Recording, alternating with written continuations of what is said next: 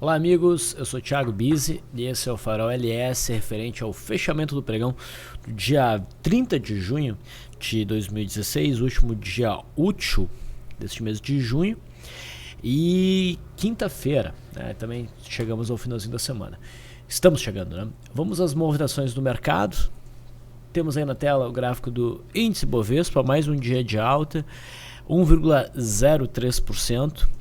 Na máxima do dia de hoje, o índice Bovespa alcança essa linha de resistência por volta dos 51.640 pontos, tá? Mas ainda não há qualquer sinal de reversão nesse movimento de alta que o índice vem apresentando nesses últimos 3 pregões, a não ser o fato de ter alcançado aí uma faixa de resistência. Eu ainda acho que o viés para o pregão de amanhã é altista. O que não quer dizer que necessariamente o nosso mercado vai conseguir romper esta região aqui. A gente está com um cenário bem definido, há argumento para os dois lados, o mercado seguir dentro de uma congestão e argumentos para o mercado romper essa faixa de resistência. Enfim, vamos aguardar e ver o que o mercado nos diz. Se tiver o rompimento dessa faixa de resistência, pessoal, e eu estou até mais inclinado a acreditar que é isso que vai acontecer, dadas as movimentações recentes, né? O mercado, não sendo este um rompimento falso, né, ele daí quebra essa simetria que está todo mundo vendo, né, de ombro, cabeça, ombro com 3 ombros, com 3 topos, cabeça com 3 topos e aqui um possível ombro também com 3 topos. Se quebrar essa simetria, o mercado deve acelerar rapidamente, na minha leitura, né, em busca aqui do topo marcado em abril, que é a máxima do ano. Se o mercado sentir a resistência aqui, bom, a gente vai ter esse cenário de mercado em congestão prolongado. Mas o viés é altista. Se a gente for considerar o gráfico do WINQ16, o futuro, né, a gente ainda tem espaço para uma movimentação de alta em busca do topo de junho. Tá? Lembrando que a gente, com o pregão de ontem, nós rompemos aqui aquela faixa de resistência, né, que nos separava do vazio do gap causado pelo Brexit. Né? Uma vez que o mercado sustentou, através do pregão de ontem, né, uma movimentação altista, esse aqui era o fechamento de ontem, tá? Nossa expectativa realmente era por continuidade do movimento de alta em busca aqui dos 53 mil pontos. O início do pregão foi baixista, né? O mercado veio testar aqui a zona do gap. Quem estava acompanhando a Last Live viu que a gente não estava disposto a buscar operações na ponta vendedora aqui, por conta desse ponto que é um suporte importante. Apesar disso, está lá registrado com a operação dentro do método Leandro de primeiro movimento que tem uma stop, tá? Mas quem foi mais agressivo, né, conseguiu aqui entrar na ponta compradora e conseguiu um bom movimento. Então, com a movimentação de hoje a gente rompe o topo de ontem. A expectativa, apesar do nosso fechamento não ter sido tão bonito, né, a expectativa segue sendo de alta. Okay? Se formos olhar o mercado americano, nós vamos ver que houve mais um dia de forte recuperação. O efeito do Brexit já foi praticamente todo anulado, se bem que no gráfico do índice Bovespa também, né? Só no futuro que não. E o mesmo a gente vai ver nos Estados Unidos, o futuro do S&P 500, futuro aqui, o futuro do S&P 500, né? Ainda teria um espaço para recuperar toda a queda que houve a partir da quinta de madrugada, sexta-feira, tá? Mas ok, vamos voltar aqui. Esse movimento agudo de recuperação não é, lá no mercado americano, não é algo que a gente pode esperar de um mercado que vai prosseguir numa tendência de baixa. Tá? A gente teve então a marcação de um pivô aqui e eu já vejo esse pivô basicamente quase que anulado. Né? Já desde do pregão de ontem, né, a gente vê que o repique estava se dando com força e não havendo entrada de pressão vendedora significativa, porque provavelmente o mercado vai seguir em alta. Talvez ele dê uma paradinha aqui, mas o viés, na minha leitura, volta a ser altista para o mercado americano. Mesma coisa para o S&P 500 futuro.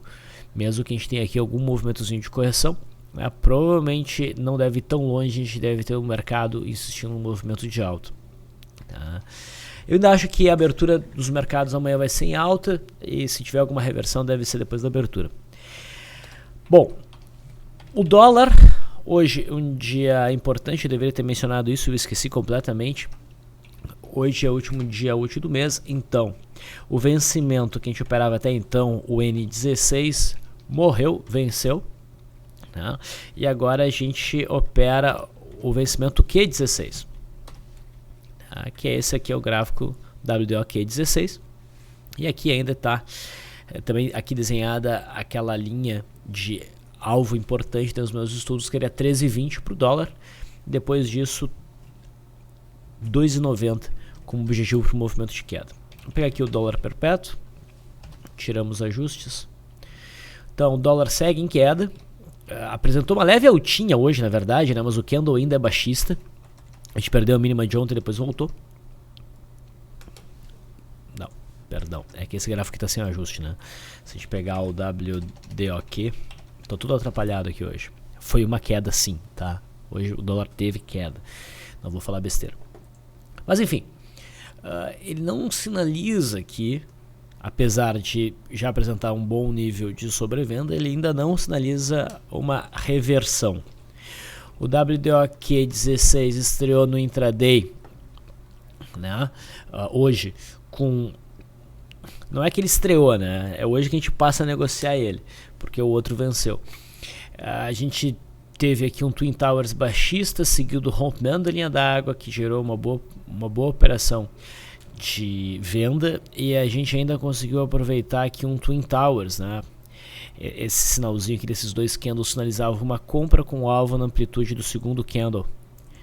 Foi aqui que o mercado alcançou seu alvo.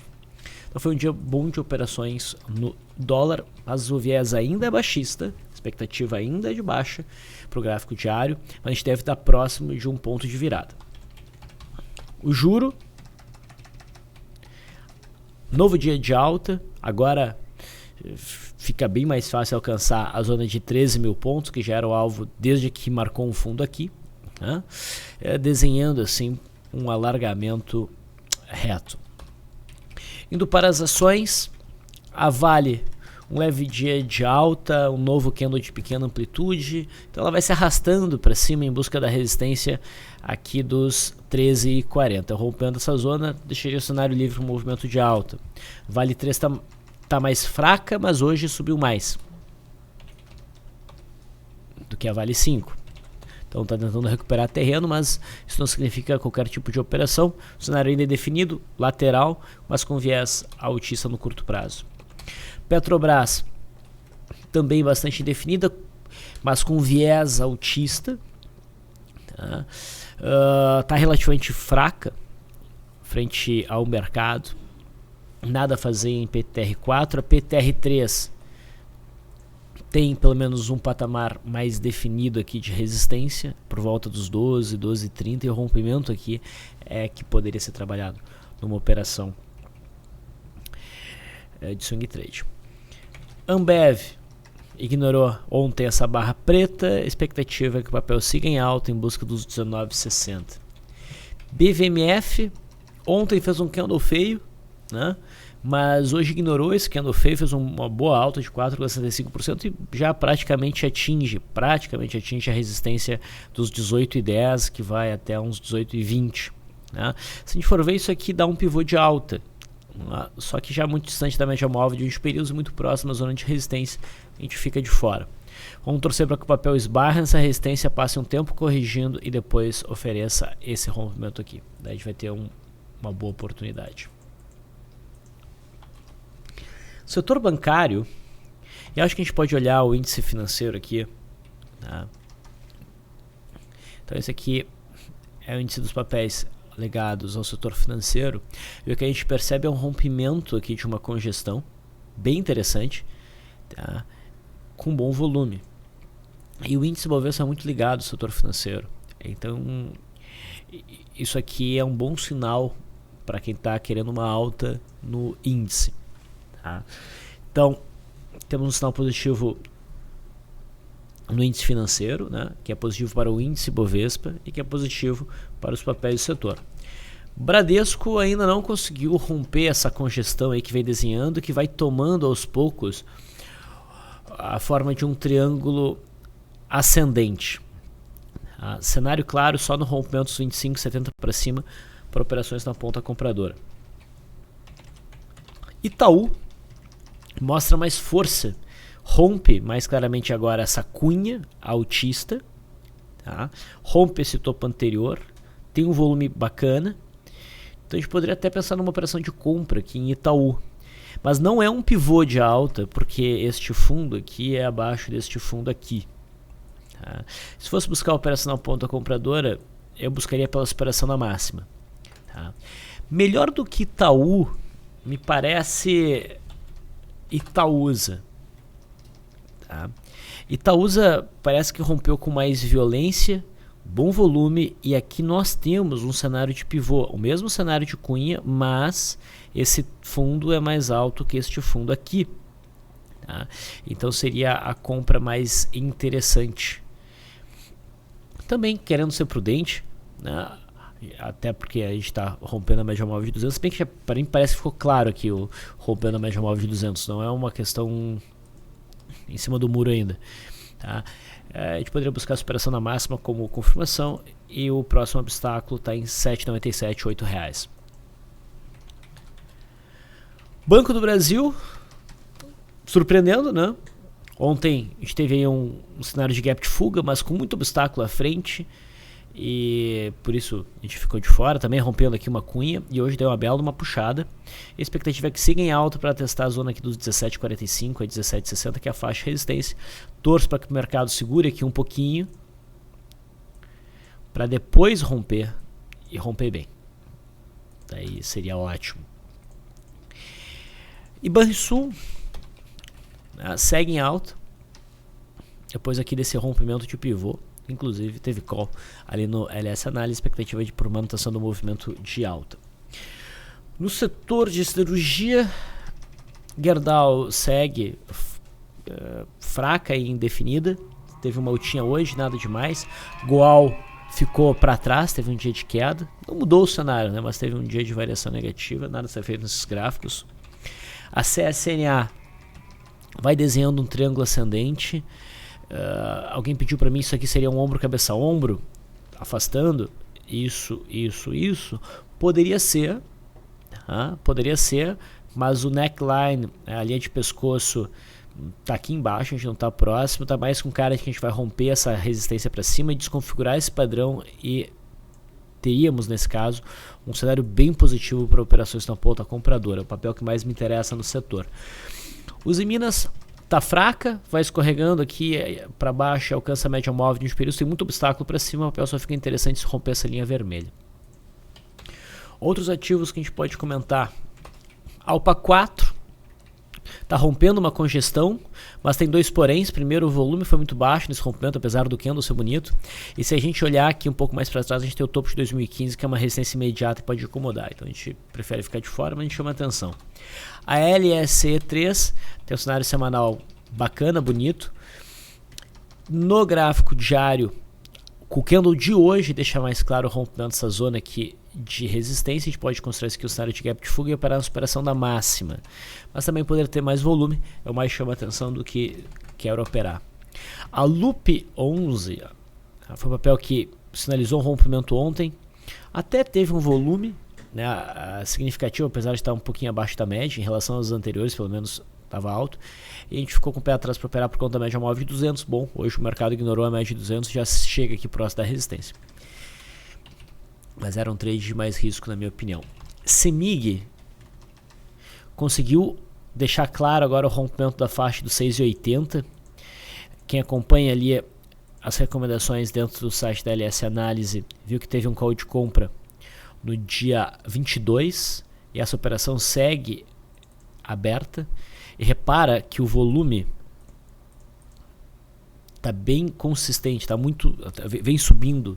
Enquanto esse volume for alto, isso é combustível para esse movimento de alta, não há sinal de reversão. Quem estava esperto hoje conseguiu pegar um Opening Power Breakout ou esse rompimento, e novamente o fechamento de hoje no intraday sinaliza um cenário meio que de Opening Power Breakout para amanhã. No setor, ainda no setor elétrico, outro papel de destaque é Copel. Lembra que a gente comentou sobre Copel ontem? Copel acionou a venda, tá? A venda que a gente mencionou chegou a cair pra caramba, o papel caiu quase 8% ao longo do pregão e acabou segurando a linha d'água na semana, em cima da média móvel de 9. Tá? Mas ficou bem marcada agora essa resistência, eu vou ajustar os pontos. Resistência agora em 30,70 e provavelmente Copel vai passar por um processo de correção, por um período de correção, o que não necessariamente significa uma queda aguda, talvez seja um movimento lateral, preparando o terreno para eventualmente romper essa zona de resistência que vai até os 31,10.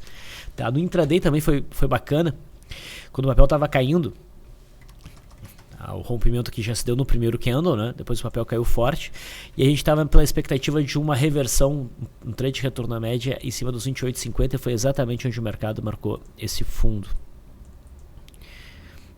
Então, dia bom de operações do Copel. CSMG3, que a gente chamou a atenção ontem, fez um bom movimento de alta, o volume está subindo, enquanto esse volume estiver subindo, a expectativa é por mais alta. No intraday o papel também gerou uma entrada, a gente teve aqui um primeiro movimento com o formato de uma ilha, dava para operar na violação, quem seguiu assim, quem seguiu esse conselho, fez um bom trade em CSMG3. CVCB3 nós vimos romper ontem, mas com baixo volume, então a gente não se animou, apesar disso o papel está subindo hoje. ELET3 e ELET6, elas estão desacelerando, talvez estejam desenhando aqui uma ilha de reversão, não sei. Não dão, pelo menos a ELET3 não dá sinal forte de reversão ainda, mas é um papel para olhar no intraday, tá? Ver se a gente consegue romper aqui a faixa dos 12,35 e ter isso como um gatilho para uma entrada. Na venda, talvez day trade. Mas melhor que a ELET3, que está mais forte. Vamos olhar a ELET6 que está mais fraca no sentido de mais propensa ao movimento de queda. Tá? Aqui nós já temos um enquadramento razoável para uma operação de retorno à média, tá? Mas eu focaria no intraday. Então repara aqui a faixa dos 17,50 com uma mínima lá em 17,22, ela está sendo bem testada, né? A média de 200 está se aproximando. Se o mercado repicar amanhã e continuar congestionando e a média de 200 entrar para dentro dessa congestão, um eventual rompimento dessa zona de suporte, não tendo a média de 200 como obstáculo, poderia ser uma bela oportunidade para um day trade na ponta vendedora. STC3 alcançou o topo lá de outubro do ano passado, em 17,35, uma zona de resistência, talvez dê uma parada por aí, mas se quiser insistir um pouquinho mais no movimento, talvez ainda tenha um pouco de fôlego, tá? Mas para quem está comprado, tem que ficar bem atento. Acho que o período favorável está se encerrando. A Croton também está com cara de passar por um processo aí, um período de correção, de acomodação, tá? Então também cuidado aí na Croton. E só para pegar todos os papéis do setor, CER3. CER3 não sugere nada aí para nós, tá? Numa contração, nada a ser feito. Hipermarcas. Bom, nós vimos a porrada que Hipermarcas deu ontem e hoje ela conseguiu uma recuperação, tá? Inclusive através aí de um primeiro movimento. Mas repara que nós temos então um candle totalmente fora das bandas, tá? Com volume ainda acima da média, não é mais alto que o volume desse dia de queda, mas convenhamos, isso seria muito improvável, tá? Repara que a gente tem dois pontos importantes de alvo, 23, que vem desse gap de fevereiro, e depois um gap mais antigo, gap de novembro de 2015, tá? Que dá suporte por volta dos 20 e 30 a 20 reais. São dois pontos importantes. O mercado estressou a média móvel de 200, né? Rompeu a média, ok, rompeu a média, mas não teve continuidade, o mercado não transitou abaixo dessa mínima. E esse candle volta para dentro dessa zona de suporte dos 23. Tá? Se a gente for olhar o semanal, e a gente só vai ter mais um pregão, o que a gente vê? Fica claro aqui, ó, essa zona de suporte também no semanal, inclusive por esse topo anterior. Então, me parece uma boa oportunidade para um trade de compra para o retorno à média, havendo aí a superação da máxima de hoje e mantendo o stop, idealmente, abaixo da mínima aqui de 22,25. Tá, então, Hipermarcas chama bastante atenção. Kepler Weber, a gente ficou entre ontem, né, dos calls aí pelo método Leandro, entre Kepler Weber e Profarma. O Beto Leandro acabou entrando em Profarma, que tinha mais liquidez, não foi tanto, mas ainda está indo positivamente, alcançou já RP, a expectativa de manutenção do movimento de alta, mas Kepler 3 deu uma bela uma porrada, tem um pouquinho mais de espaço para subir, para buscar a linha de retorno aqui. MDIA 3, quem está comprado, estava assustado ontem, provavelmente o candle feio, eu estava achando que a gente ia ser estopado no sentido de stop gain, né? Encerrar essa operação na pauta compradora iniciada aqui no dia 21, mas não, o papel deu mais uma puxada hoje e está com cara de continuar esse movimento de alta vindo buscar o topo histórico de 2013. Então, um bom momento para MDIA 3. E por fim, RADL3, a gente recém saiu de uma operação comprada aqui no dia 1º, e ela congestionou depois disso, essa operação foi para o gain, e agora a gente tem um novo sinal de compra no rompimento aqui dos 62,30. Um sinal razoável, tem espaço para subir, o volume foi bom, então se enquadra sim numa operação. E esses foram os movimentos, os papéis que chamaram mais atenção, mais a minha atenção nesse pregão de quinta-feira. Espero que as informações aqui estejam sendo úteis para vocês. Um bom descanso e até amanhã.